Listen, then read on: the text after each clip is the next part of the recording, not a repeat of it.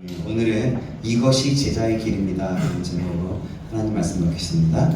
이것이 제자의 길입니다 라는 제목으로 하나님 말씀 받겠습니다. 우리 좌우 옆 사람과 인사 나누겠습니다. 잘 오셨습니다. 잘 오셨습니다. 잘 오셨습니다. 자, 우리 옆으로 또 고백할까요? 당신은 주님의 제자입니다. 당신은 주님의 제자입니다. 여러분들은 주님의 제자인 줄 믿습니다. 오늘 본문은요, 우리가 마지막 예배 때 드린 그 본문의 그 앞부터 시작해서 다시 한번 쭉 살펴보면서 좀 구체적이고 좀 살펴보면서 함께 나아가려고 합니다.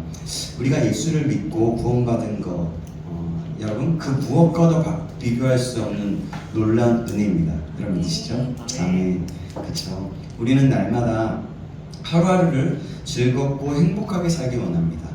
그리고 누구나 이 땅에서의 삶은 영원하지 않고 각자에게는 다르지만 끝이 있고 그 끝을 마치면 죽게 된다는 것을 우리는 압니다. 그죠? 이 사실은 누구도 부정할 수 없습니다. 그러나 구원받은 사람의 삶은, 즉 하나님의 백성의 삶은 이 땅에서의 삶을 마치는 날에 어떤 일이 있냐면 영광스러운 그런 영원한 본향 천국에 들어가게 됩니다. 아멘. 이것은 하나님을 믿는 사람이라면 부정할 수 없고 기쁨으로 받아들이게 되죠. 이때를 기다리는 사람들도 있고요. 이때를 좀 불안해하는 사람들도 있지만, 하지만 여러분, 우리가 진짜 하나님의 자녀고 하나님의 사람이고 예수님의 제자라면 이 시간이 정말 영광스럽고 기쁨의 길이라는 것을 여러분 기억하시기 바랍니다. 이것이 정말 너무나 복되고 감사한 일입니다. 정말 여러분, 정말 감사한 일이라는 것을 꼭 기억하시기 바랍니다. 그뿐만이 아니라 구원받은 백성인 그 성도에게, 크리스천에게 또 하나의 큰 축복이 있습니다. 그것이 무엇이냐면 그것은 주님을 따르는 제자의 삶을 사는 것입니다. 만일 우리가 구원을 받지 못했더라면 이 영광스러운 제자의 삶도 알지 못했을 거예요. 이 제자의 삶은 보통 사람들은 알 수도 없고 갈 수도 없는 길이에요. 그런데 우리를 구원하신 그 예수님, 주님께서 우리를 이 복되고 영광스러운 길로 인도해 주신다는 거죠. 그리고 초대하신다는 거예요. 우리는 이 지난 수련회를 통해서 제자의 삶으로의 초대라는 주제를 가지고 말씀을 들었습니다. 또 실천함을 배우게 되었어요. 어떻게 실천해야 될지. 제자의 삶이란 어떤 거라고 그랬어요? 하나님과의 관계 속에서 시작해서 이루어지는 것이에요. 그리고 형식적이고 이념적이고 관념적인 것이 아니라 실제적인 것이었습니다. 내 삶과 하나님과 주님과 함께하는 실제적인 삶인 거예요. 그래서 그 관계의 시작이 바로 어떤 것이냐면 하나님의 말씀을 읽고 묵상하며 그 말씀 속에서 우리를 인도하시는 그 하나님을 경험하는 것이었습니다. 우리가 그렇게 하자라고 권면드리고 또 말씀을 받으면서 하나님 앞에 나가는 법을 우리가 또 같이 기도하면서 나갔습니다. 말씀을 묵상하면서 하나님의 진리된 말씀을 알고 계시를 알아가고 또 하나님의 뜻은 무엇인지 알아서 하나님의 음성을 듣는 삶을 살게 되는 것을 우리는 알 수 있고, 그때의 우리 수련회를 통해서 말씀을 드렸습니다. 이것이 실제적인 뭐냐면 하나님과의 관계를 이룰 수 있는 것입니다. 그리고 기도와 예배 또한 그럴 수 있다고 말씀을 들었습니다. 그럼 여러분, 우리 수련회 때 말씀을 들은 우리가 계속해서 하나님의 말씀 속에 살아가고 있는지 다시 한번 질문해 봅니다. 여러분 잊지 마시기 바랍니다. 하나님의 말씀을 읽고 묵상함으로 하나님의 음성을 들어서 깊은 교제 가운데 나가기를 주님의 이름으로 축원합니다. 맨 처음에 그것이 묵상하고 성경을 읽고 묵상하는 것이 맨 처음 별 차이가 안 느껴지지만 나중에 가면 수십 일이 지나고 몇백 1년이 지나면 굉장히 큰 차이가 있고 3년이 지나면 더 큰 차이가 있는 겁니다. 여러분 그렇습니다. 그래서 우리가 꼭 이 말씀 읽고 묵상하는 것, 우리가 우리 자신을 꾸며나가고 내 자신이 또 사랑하고 기뻐하는 뭔가를 하는 것만큼 그만큼은 아닐지 모르지만 먼저는 하루에 20분이라도 투자하고 20분이라는 하나님의 말씀에 투자하면서 읽고 묵상하면서 그 말씀 속에서 대신 묵상할 때 이래야 되겠죠. 그냥 하나님 성경 읽고 딱 그래 오늘 이런 말씀이 써여져 있네. 하나님 이렇게 해주세요. 예수님의 이름으로 기도합니다. 이거보다는 먼저 시작하죠. 하나님 오늘 말씀을 읽습니다. 이 말씀 속에서 나에게 하시고자 하는 말씀을 들려주시고 읽음을 통해서 하나님의 음성과 하나님의 마음을 알게 해주세요. 그랬을 때 놀라운 것은 그것을 통해서 내가 했던 것보다 더 많은 것들을 볼 수 있고 그 말씀 속에서 나에게 말씀하시는 구체적인 삶의 방향을 우리가 들을 수 있게 되는 것입니다. 여러분 그렇게 하루에 20분이라도 투자해 봅시다. 아멘. 아멘. 20분보다 더 투자했으면 좋겠어요. 여러분 밖에 나오기 위해서 옷 단장하고 이럴 때 우리가 보통 씻고 그러면 30분 이상 걸리잖아요. 그런 것처럼 우리가 최소 이 30분은 최선을 다해서 하나님과 관계를 맺는 거죠. 그리고 더 나아가서 나의 삶 속에서 그것을 적용하면서 생각하고 적용하면서 나가는 거예요. 그때 하나님이 우리를 변화시켜 줄 믿습니다. 자, 그리하여서 우리가 말씀으로 우리 기준을 세우고 그 말씀에 더 나아가서 세계 말씀에 그러니까 성경적인 세계관을 가지고 달려갈 수 있어야 될 것입니다. 그래서 성경적인 세계관이 무엇인지도 짧게 여러분과 나눴습니다. 그래서 이 세상에 살아갈 때 모든 관점을 나의 관점, 나의 생각이나 나의 어떠함이 아니라 또 누구한테 배워서 누구한테 들어서가 아니라 어떤 선배에 대해서 선배가 이런 얘기하더라 그런 것으로 초과하는 것이 아니라 그렇죠. 믿음의 선배들의 그런 조언은 듣고 그대로 해볼 필요는 있죠. 그러나 우리가 또 더 나아가서 더 중요한 것이 있다면 말씀으로 우리의 눈과 우리의 안경을 써서 말씀 속에서 임하시고 말씀 속에서 역사하시는 그 성경적인 세계관으로 이 세상을 우리 하나하나를 바라볼 수 있기를 주님의 이름으로 축원합니다. 여러분 이 찬양 아시죠? 주 사랑이 나를 숨쉬게 아시죠? 그렇죠? 가사가 주 사랑이 나를 숨쉬게 해 세상 그 어떤 어려움 속에도 주 은혜로 나를 돌보시며 세상 끝날까지 지켜주시네. 계속 그냥 읽어드릴게요. 주 사랑이 나를 이끄시네 내가 갈 수 없는 그곳으로 주의 사랑 나를 붙드시며 세상 끝날까지 인도하시네. 가사를 잘 생각해 보시고 들어보세요. 주님만이 내 아픔 하시며 주님만이 내 마음 어루만지시네. 어느 누구도 나를 향하신 주님의 사랑을 끊을 수 없네요. 주님만이 내 능력이시며 주님만이 나의 구원이시니 그 어느 누구도 나를 향하신 주님의 사랑을 끊을 수 없네 라는 찬양입니다. 여러분 이 가사 너무 좋지 않아요? 정말 성령의 충만한 성령의 임재하신 가운데서 정신호 목사님이 지으신 것 같아요. 써간 것 같아요.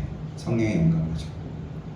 이 찬양을 부를 때마다 이 가사를 생각할 때마다 얼마나 주님의 사랑이 크고 놀라운지를 한 번 더 묵상하게 되는 것 같습니다.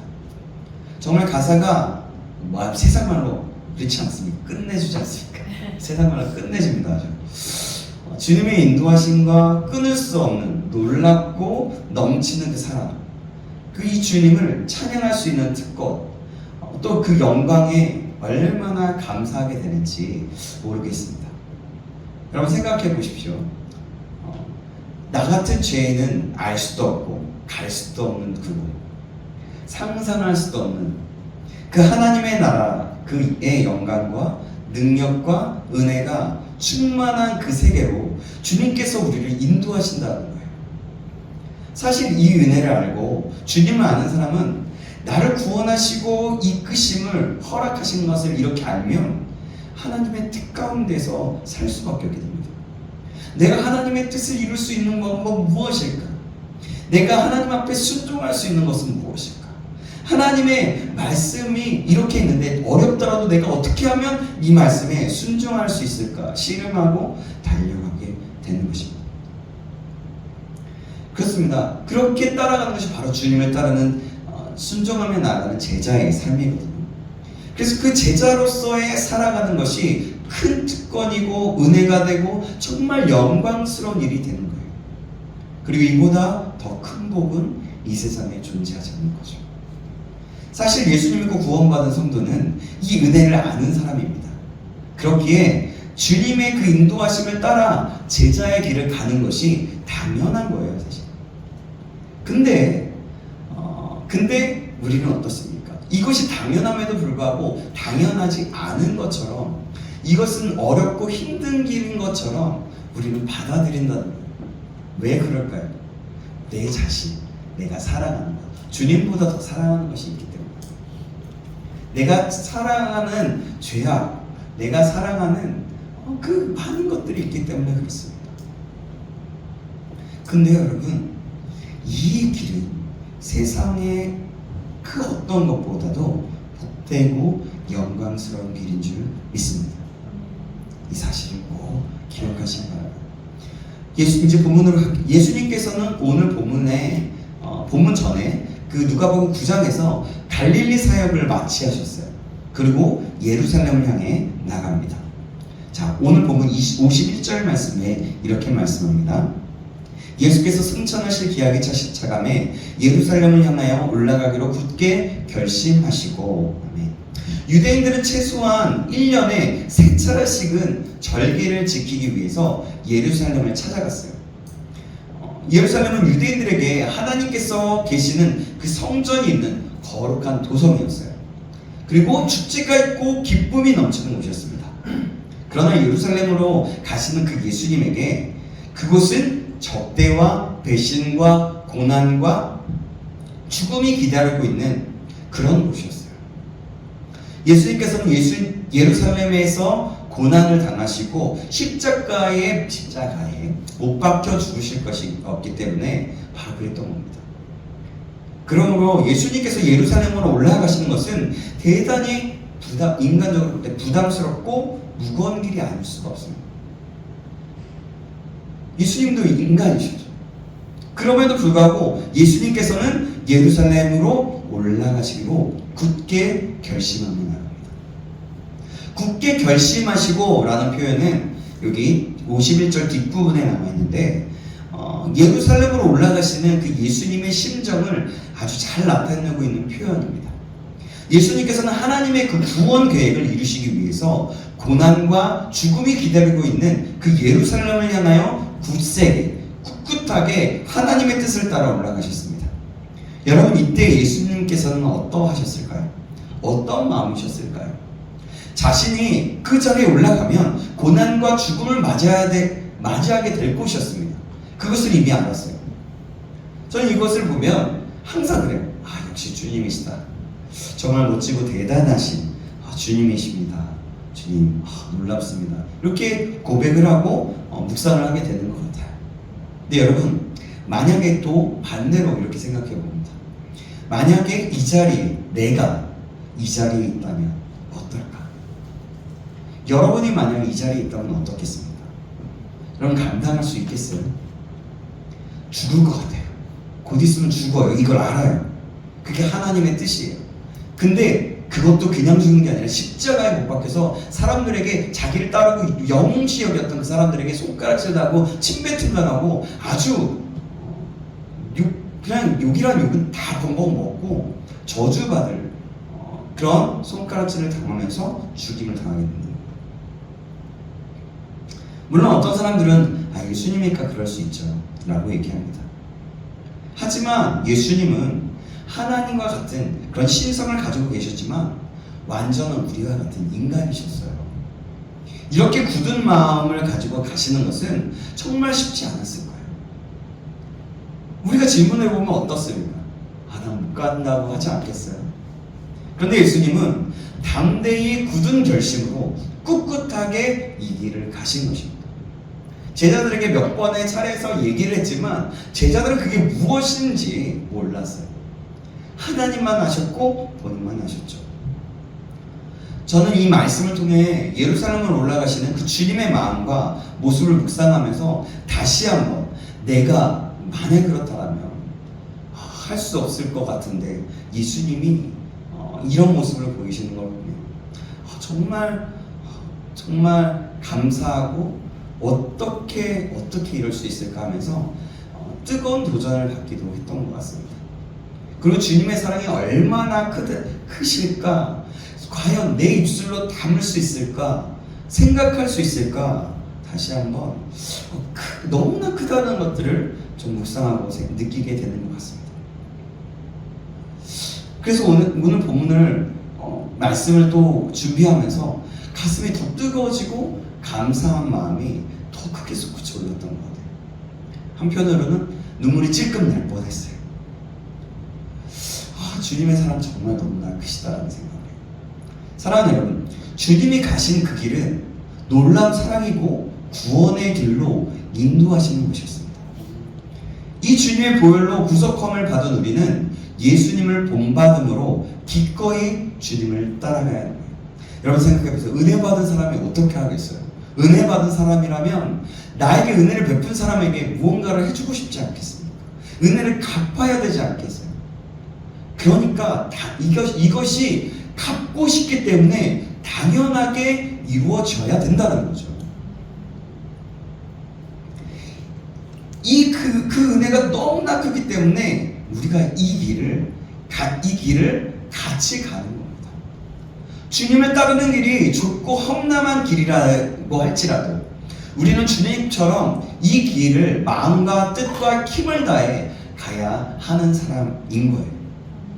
오늘 주님의 제자된 사랑하는 저와 여러분이 그 주님을 따라가서 제자의 길을 가기로 다시 한번 굳게 결심하기를 주님의 이름으로 축원합니다. 아멘. 그러나 여러분, 이것은 내 결심과 내 결단으로만 되는 게 아니에요. 내가 결단한 후에 하나님의 도우심이 필요합니다. 그래서 우리는 항상 주님의 인도심을 받아야죠. 여러분, 그럼 갈릴리의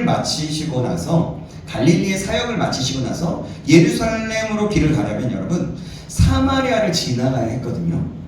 그 사마리아는 갈릴리 지방과 유대 지방 사이에 위치해 있었기 때문에 분명하게 가야 했어요. 그 예수님께서는 제자 중 몇 사람을 사마리아 어느 마을로 먼저 보내셨습니다. 자, 오늘 52절 말씀인데요. 같이 한번 읽어볼까요? 시작! 사자들을 앞서 보내심에 그들이 가서 예수를 위하여 준비하려고 사마리아인의 한 마을에 들어갔더니 아멘. 아마도 예수님께서는 숙소나 또 식사를 미리 준비하도록 그들을 보내셨을 거라는 예측을 합니다. 어쩌면 가시는 길에 사마리아인들에게 복음을 전하시기 위해 그 일도 준비하게 하셨을지도 모르겠어요. 그런데 사마리아인들은 예수님과 제자들이 그들의 마을에 오시는 것을 거부합니다. 53절 볼까요? 53절입니다. 제가 읽겠습니다. 예수께서 예루살렘을 향하여 가시기 때문에 그들이 받아들이지 아니하는지라. 그럼 여러분, 사마리아인들은 왜 예수님을 이름을 거부했을까요? 그것은 사마리아인들과 유대인들 사이에 뿌리 깊은 미움과 다툼이 있었기 때문이에요. 여러분 너무나 많이 들어봤을 것 같아요. 그러나 짧게 여러분들에게 이야기하자면, 말씀을 나누자면 이렇습니다. 이스라엘이 예전에 아수르 제국에서 속국으로 있을 때에 아수르는 북왕국 이스라엘을 멸망시키고 그 땅에 이방 민족들을 이주시켰어요. 그래서 이스라엘에 남아있던 유대인들은 이런 이방인들과 함께 살아가게 돼요. 그래서 어쩔 수 없이 통혼하여서 혼혈족이 되었습니다. 바로 이 혼혈족이 사마리아인이라고 부르는 사람들입니다. 원래 유대인들은 할례를 받지 않은 그 이방인들을 부정하게 여기고 멸시했잖아요. 그렇지 않습니까? 그런데 그 북이스라엘의 그 유대인들이 이렇게 이방인들과 통혼하면서 혼혈족이 되자 남유다의 유대인들은 이 사마리아인들을 경멸했던 거죠. 민족의 특성상 그런 거죠. 사실 어쩔 수 없는 상황이잖아요. 만약에 남왕국에 있는 그 사람들도 그것을 끌려갔다면 똑같았을 거예요. 그걸 이해하지 못한 거죠. 그래서 사마리아인들을 경멸하죠. 유대인과 사마리아인들의 그 뿌리 깊은 미움과 다툼은 이렇게 시작됐어요. 요한은 사마리아 수가성 여인이 물을 좀 달라고 하시는 그 예수님께 대답한 말을 기록하면서 이렇게 이 부분을 해설하게 했다고 봅니다. 요한복음 4장 9절 말씀 제가 읽겠습니다. 사마리아 여자가 이르되 당신은 유대인으로서 어찌하여 사마리아 여자인 나에게 물을 달라 하나이까. 이는 유대인이 사마리아인과 상종하지 아니함이로라. 그러니까 뭐냐면 유대인들은 사마리아인들을 경멸해서 그들과 상종하지 않았던 거예요. 갈릴리 지방의 그 유대인들은 절기를 지키기 위해 성전이 있는 그 예루살렘으로 갈 때 사마리아를 지나야 했습니다. 사마리아인들은 예루살렘으로 가는 그 유대인의 순례자들이 자기들 지역에 들어오는 것을 거부했던 거죠. 이들 사이에 충돌이 일어나곤 했습니다. 그래서 많은 유대인들이 사마리아를 지나지 않고 먼 길을 돌아서 예루살렘으로 갔어요. 여기 보면 예루살렘, 사마리아 이렇게 이 땅이 있는데 이렇게 지나가면 되는 걸 여기 사마리아 땅을 돌아서 이렇게 가게 됐죠. 그런데 예수님께서는 그렇게 하지 않으시고 의도적으로 사마리아를 지나는 길을 택하셨습니다. 예수님께서는 사마리아인들을 멸시하거나 부정하지 않으셨고 그들을 사랑으로 감싸고자 하셨던 거예요. 그 마음이 있었던 거죠. 예수님께서는 사마리아인들에게도 하나님의 나라의 그 복음을 전하여서 그들을 구원하기 원하셨습니다. 그러나 사마리아인들은 그 예수님과 제자들이 자기들의 동네에 들어오시는 것을 거부했던 거예요. 사마리아인들이 예수님을 거부하자 제자들 중에서 야고보와 요한이 예수님께 이렇게 말씀드렸어요. 54절 볼까요? 54절 같이 한번 읽어볼까요? 시작. 제자 야고보와 요한이 이를 보고 이르되 주여 우리가 불을 명하여 하늘로부터 내려 저들을 멸하라 하기를 원하시나이까. 아멘. 야고보와 요한은 형제거든요. 성격이 급하기로 유명했습니다. 그래서 예수님께서 이들에게 우리의 아들이라는 별명을 붙여줄 정도로 그렇게 성격이 급하고 굉장히 성격이 급했다는 거예요. 자, 마가복음 3장 17절에 보면 또 이렇게 말씀합니다. 또 세베대의 아들 야고보와 야고보의 형제 요한이니 이 둘에게는 보아너게 곧 우레의 아들이란 이름을 더하셨으며 라고는 하는 것을 보면 우리가 알 수 있어요. 근데 왜 야고보와 요한은 하늘에서 불을 내려서 사마리아인들을 심판하는 것을 생각했을까요? 야고보와 요한이 변화산에서 보았던 엘리야를 생각했던 겁니다. 예수님과 변화산을 통해서 봤던 거예요. 북이스라엘 왕 아하시야는 에그론의 그 신 바알세불에게 그의 자기의 병이 낫겠는지 묻기 위해 사자를 보냈어요. 그런데 옛날 이야기예요. 엘리야 시대. 엘리야가 이 사자를 만나서 그 이방신에게 물으려고 한 그 아하시야의 왕은 죽을 것이라고 예언했거든요. 말했습니다. 이 보고를 받은 아하시야 왕이 50부장과 50명의 군사를 보내서 엘리야를 잡아오라고 했습니다. 그런데 엘리야를 잡으러 갔던 50부장과 50명의 군사들을 하늘에서 불이 내려와 하느님께서 살라버리십니다. 야고보와 요한이 예수님을 거절한 사마리아인들도 그렇게 심판을 받아야 마땅하다고 생각했던 거예요. 그래서 이렇게 저들을 멸하라 하시기를 원하시나이까라고 말했던 겁니다. 예수님께서는 사마리아인들을 심판해야 한다는 그 야고보와 요한을 꾸짖으시면서 이렇게 말씀해요. 제가 55절, 여러분이 56절 읽으시겠습니다. 예수께서 돌아보시며 꾸짖으시고 함께하는 마음으로 가시니라. 아멘. 예수님께서 심판하기 위해서가 아니라 구원하시기 위해 세상에 오셨습니다. 죄인들을 구원하시기 위해 예수님께서 고난과 죽음을 다 기다리고 있는 그 예루살렘으로 가고 계셨는데 오가는 여정 중에서 받으신 배척과 홀대에도 불구하고 그 인내와 사랑으로 하나님 나라의 복음을 전하고자 하셨던 겁니다. 제자들도 마땅히 그렇게 해야 했습니다. 그런데 예루살렘으로 가시는 길에 어떤 사람이 와서 예수님을 또 따르겠다고 얘기해요. 우리가 마지막 날 우리 그 파송 예배 마지막 예배 때 하셨던 그 내용인데요. 57절 말씀 한번 볼까요? 57절 같이 읽습니다. 시작. 길 가실 때에 어떤 사람이 여짜오되 어디로 가시든지 나는 따르리이다. 아멘. 여러분 생각해보세요. 얼마나 귀한 일입니까? 그런데 예수님께서는 이것을 거절해요. 58절입니다. 예수께서 이르시되 여우도 굴이 있고 공중에 새도 집이 있으되 인자는 머리 둘 곳이 없도다 하시고 라고 말씀합니다. 예수님께서는 왜 이 사람을 이렇게 거절하셨을까요? 이 사람이 예수님을 따르고자 하는 동기가 잘못되었기 때문입니다. 아마도 이 사람은 예수님의 설교를 듣고 예수님께서 행하시는 그 이적들을 보았을 거예요. 그리고 예수님의 그 인기와 또 영광을 보고 예수님을 따르기로 했던 것 같습니다. 이 사람은 자신의 명예와 유익을 위해, 그러니까 출세를 위해 예수님을 따르고자 했던 거예요. 사랑하는 여러분, 이런 동기를 가지고는 예수님을 따를 수가 없는 겁니다. 그래서 예수님은 거절하신 거예요.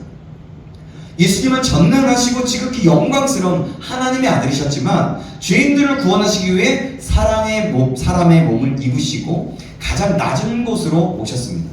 예수님께서는 최소한의 그 집이나 재산도 없으셨어요. 그죠?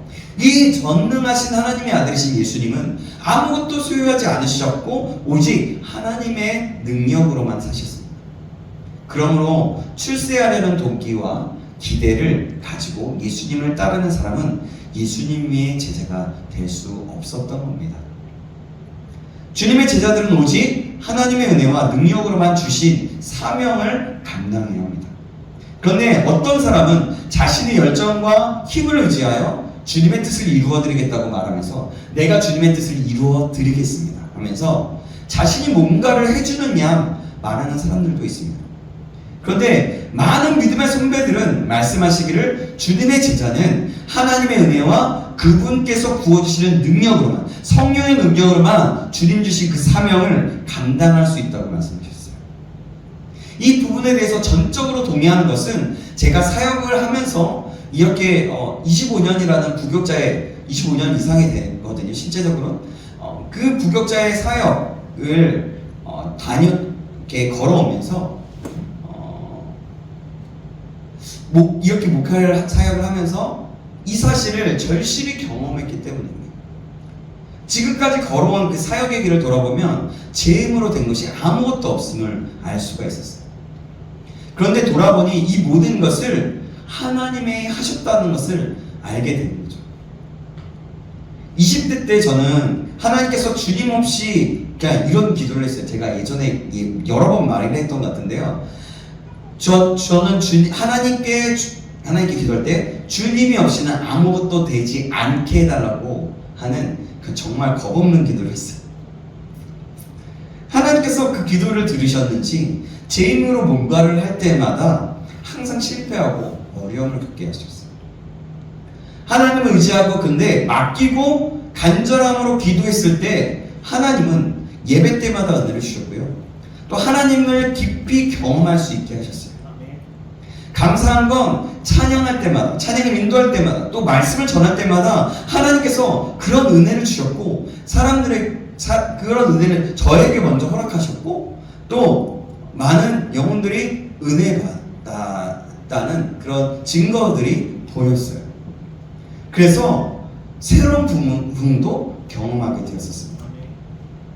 단기 선교 속에서도 놀라운 은혜를 지금의 또한 사역에서도 놀라운 은혜를 허락하셨다는 것들을 돌아보면 너무나 많이 느끼게 되는 거예요. 그렇습니다. 주님의 제자들은 오직 하나님의 은혜와 능력으로만 그 주신 사명을 감당할 수 있는 겁니다. 이런 점에서 구약시대에나 또 신약시대에나 그리고 오늘도 하나님의 종들인 그런 하나님의 사람들은 가장 능력있고 위대한 자들이고 동시에 가장 힘없고 가난한 사람들이기도 한 거예요. 예수님의 제자는 자기의 힘으로는 아무것도 할 수 없다는 점에서 가장 힘없는 사람들인 것입니다. 그러나 하나님의 능력과 은혜를 힘입어서 하나님의 사역을 감당한다는 점에서 가장 영광스럽고 능력 있는 사람들이기도 한 거예요. 그래서 저는 이 자리가 얼마나 감사한지 몰라요. 은혜가 된 점, 저 같은 사람도 쓰시겠다고 하시는 그 하나님이 얼마나 감사하고 은혜가 되고 또 한편은 죄송스럽고 이런지도 몰라요. 그런 것 같습니다. 그래서 하나님 은혜가 나는 얼마나 필요하고 은혜를 구하게 되는 것 같습니다. 또 예수님께서는 또 이제 부분을 다시 들어가면서 다른 사람에게 주님을 따르라고 말씀하십니다. 이 사람은 뭐라고 얘기하냐면 59절에 먼저 아버지를 장사하고 따르겠다고 합니다. 자, 59절 제가 읽겠습니다. 또 다른 사람에게 나를 따르라 하시니 그가 이르되 나로 먼저 가서 내 아버지를 장사하게 허락하옵소서. 성경은 우리에게 그 부모를 공경하라고 분명히 명령하고 있어요. 이 부분들 우리가 마지막 예배 때 짧게 다뤘는데요. 근데 봐보세요. 그러면 이 사람의 말이 굉장히 매우 합리적이고 타당하게 한 말이라고 볼 수 있는 거예요. 내 아버지를 장사하게 하소서라고 했잖아요. 그러나 수련의 마지막에도 말씀드렸지만 우선순위가 잘못되었던 겁니다. 이 사람의 아버지는 지금 당장에 죽은 것이 아니었어요. 아마 얼마 살지 못할 정도로 노쇠했던 것으로 보여집니다. 그러므로 그의 부친이 죽은 후에 예수님을 따르겠다는 대답은 사실 주님을 따를 수 없다는 말이기도 한 거예요. 예수님께서는 이 사람에게 60절에 이렇게 말씀합니다. 죽은 자들로 죽은 자를 장사하게 하고 너는 가서 하나님 나라를 전파하라 라고 말씀하십니다. 이 말씀은 세상 일은 세상 사람들에게 맡기고 하나님의 나라를 전파하라는 뜻입니다. 그렇다고 해서 예수님의 제자는 인간의 도리를 저버려야 한다는 뜻이 아니에요. 우리 하나님의 사람들, 제자들은, 성도들은 안 믿는 사람들보다 가족과 이웃들에게 더 잘해야 합니다. 그러나 주님을 따르는 것과 이 일이 상충되거나 대립될 때에 우리는 우선순위를 분명히 해야 한다는 거예요. 여러분, 분명히 먼저 해야 될 것이 주님의 일이라는 거죠. 또 다른 사람 예수님을 따르겠다고 하면서 먼저 가족과 작별하고 주님을 따르겠습니다 라고 했습니다. 비슷한 뉘앙스죠. 예수님께서는 이번에도 그런 태도를 하나님 나라에 합당하지 않는다고 대답하십니다. 61절, 62절 말씀인데요. 여러분이 61절 먼저 읽어주시겠어요? 61절입니다. 누가복음 9장 시작. 또 다른 사람이 이르되 주여 내가 주를 따르겠나마에 나가면 나로 먼저 내 가족을 작별하게 허락하소서. 예수께서 이르시되 손에 쟁기를 잡고 뒤를 돌아보는 자는 하나님의 나라에 합당하지 아니하니라 하시니라. 아멘. 쟁기질하는 사람이 뒤를 돌아본다면 여러분 어떻게 하죠? 무서워요. 반듯하게 갈 수가 없어요. 반듯하게 갈 수가 없어요. 운전을 해도 마찬가지잖아요. 운전을 할 때 다른 데를 보면 어떻습니까? 내가 이렇게 가는지 사고 나요. 그러면 바로 그냥 하늘나라 갑니다. 그럴 수 있어요. 마찬가지로 인간관계나 가족들의 기대를 먼저 생각하는 사람은 주님을 따를 수 없다는 거예요. 예수님께서 정상적인 인간의 도리와 의무를 무시한 것이라고 생각하십니까? 아니에요. 그리스도인들이 부모님을 공경하고 남편에게 복종하기를 주께 하듯 하고 또 아내 사랑하기를 주께서 교회를 위하여 몸을 주신 것처럼 해야 한다라고 성경은 분명히 말씀하고 있어요. 그러니까 제자는 예수님을 따르는 사람은 모든 사람을 주께 하듯 그 마음과 힘을 다해 섬겨야 하는 것입니다. 이 모든 일들은 하나님께서 정하신 우리의 본분인 거예요. 명령하셨거든요. 말씀하셨거든요. 그러나 주님께서 우리를 부르실 때 이런 일들이 믿음을 지키는 것과 대립될 때 우리는 이 모든 일들에 대해서 단호히 돌아서야만 한다는 겁니다. 주님께서 명령하신다면 이 모든 일들을 추월하여서 주님께 온전히 순종하며 헌신해야 한다는 거예요. 만일 우리가 인간적인 일들과 세상적인 일들 때문에 주님을 따르지 못한다면 뭐냐면 마치 소돔과 고모라가 멸망당할 때 뒤를 돌아보았던 롯의 아내처럼 되고 말 것입니다. 롯의 아내는 소돔의 그 죄악된 풍요와 쾌락에서 떠나기를 주저하다가 멸망을 당하고 말았던 거예요. 그때도 짧게 얘기했죠. 말씀드렸어요. 롯의 아내가 어떤 마음일까 이렇게 얘기하면서 짧게 말씀을 드렸습니다. 짧게 제가 제 이야기를 좀 이야기하면 예전에도 여러분들과 함께 나눴던 것 같습니다. 제가 부르심을 받을 때 이야기를 여러 번 들려드렸는데 이번 수련회 때도 말씀드렸던 것 같은데 제가 부르심을 받을 때 저희 가정은 참 위기에 빠진 상태였습니다. 제가 참 많은 은혜를 받고 DTS를 받았거든요. 그 대학생 예수 제자훈련학교에. 하나님께서 그러고 나서 저를 부르셨어요. 사역자의 길로 아무것도 받지 않고 하나님을 섬기고 대학생들을 섬기라는 그 간사로서 부르신 거예요. 말하자면 캠퍼스 선교사로 부르신 거예요. 그때가 사실 집안은 풍지박살난 상태였어요. 아버지는 청소 일을 하시다가 세제를 뿌리고 바닥을 닦다가 그게 미끄러서 넘어지신 거예요. 그래서 그 계단을 콩콩콩 얘기를 들어보니까 그렇게 넘어지던 거기 계단을 떨어진 거죠. 맨 처음엔 별일 아닌 듯 해서 다리와 허리를 물리치료를 받았는데 뭔가 가족이 보니까 또 거기서 일하는 사람들이 보니까 행동이 다른 거예요. 이상해지는 아버지의 모습이 있었던 거예요.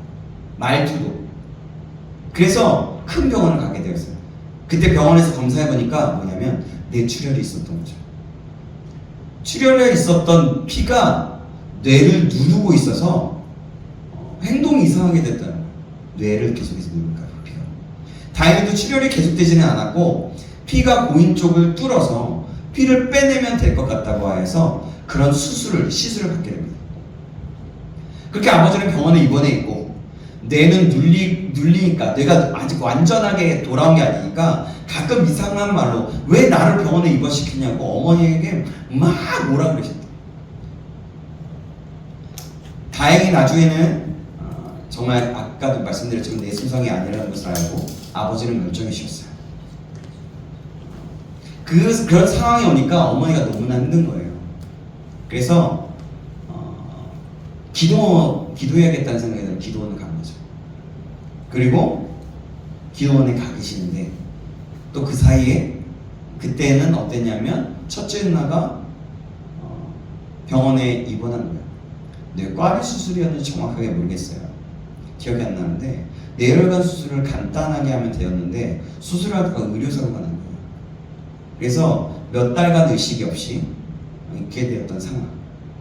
그리고 셋째 누나의 결혼식이 있어서 이것저것 해서 받은 그거 아버지가 병원에 입원해 있고 그 첫째 누나가 병원에 입원해 있으니까 주변에서 많은 사람들이 이렇게 돈을 쥐어주는 거예요. 좀 보태 쓰라고. 그리고 셋째 누나의 예단비를 받은 거. 그것을 딱 서랍에 넣었는데 서랍장을 누가 도둑 맞아서 그게 도둑이 든 거죠.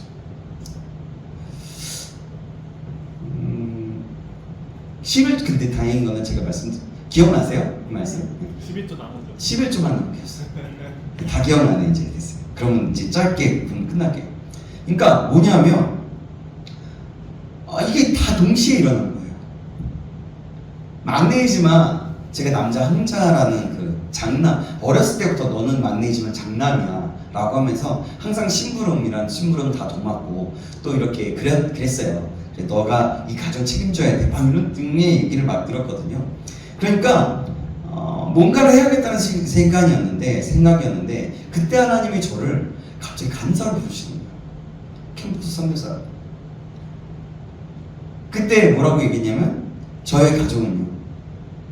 아버지는 병원에, 어머니는 기도하러 갔는데 도둑을 맞았고 그렇게 마음을 상하고 하나님께 시험당한 상태고 그래 최선을 다해서 그들을 섬겨야 될 것 같았는데 주님의 그때 네가 책임질래? 내가 책임질까? 라는 질문하셨고 그때 제가 책임지는 것보다 하나님께서 책임지는 게 당연히 맞다라고 생각해서 하나님께 순종합니다. 지금 와서 생각하면 지금 그것이 가능할까? 생각해보면 어려웠을 것 같아요. 하지만 그때 순종을 정말 잘했다는 생각을 하게 됩니다. 집의 문제는 그래서 생각보다 빠르게 해결됐고 아버지는 금방 태어나셨고 첫째 누나는 의식이 돌아왔고 셋째 누나는 아버지가 병원에 입원해 계셔서 아버지가 함께 식장에 들어가지는 못하셨지만 그래도 결혼식을 잘 했어요. 그리고 사역에는 몇 명이 없었던 예배를 드렸던 그 캠퍼스에서 20명이라는 이상이 되는 신학생들이 와서 양육받고 캠퍼스에서 함께 예배를 드리고 그런 열매가 있었어요. 하나님의 놀라운 은혜였던 것 같아요. 이렇게 주님의 부르심을 받을 때 순종했더니 참 은혜가 컸던 것 같습니다. 또 모세는 레위 자손에 대해서 축복하고 예언하면서 이렇게 말했어요. 신명기 33장 9절입니다.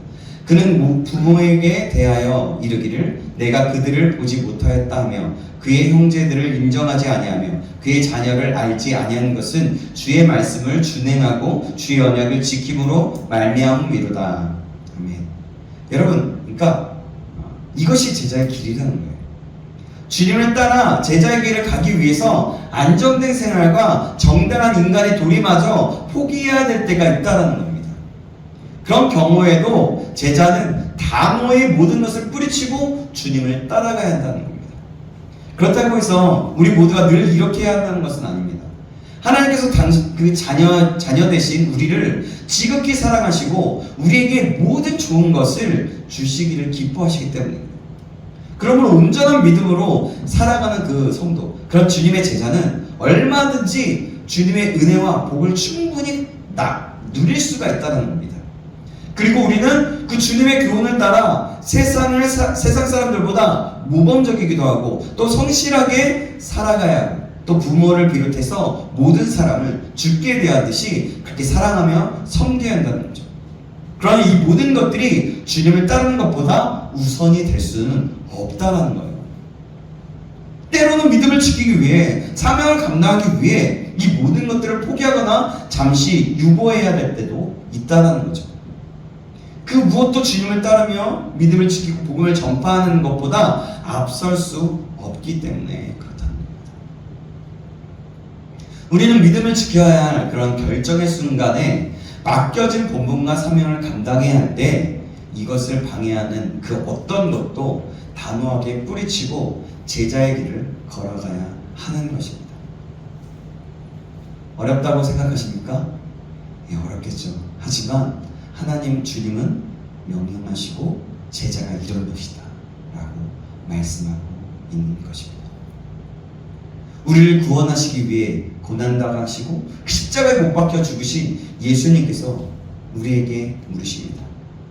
내가 너를 경제적인 궁핍과 육신의 연약함과 사람들에게 수모를 당하는 길로 인도할 때도 너는 기꺼이 나를 따라오겠느냐?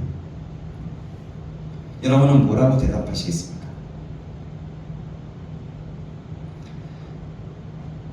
이 말을 하신다면 어렵겠지만 핍박을 받겠지만 그렇다면 하나님께서 원하시는 것이라면 순종하고 싶습니다 라고 고백했던 것 같아요. 여러분은 어떻습니까?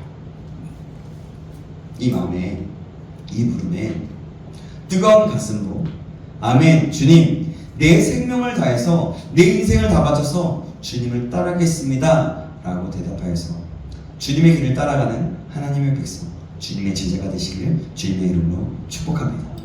그리고 하나님께서 하시는 일을 보시는 그 순종의 길을 통해서 하나님께서 일하시는 것들을 볼 수 있게 되는 저와 여러분 되시길 주님의 이름으로 축원합니다.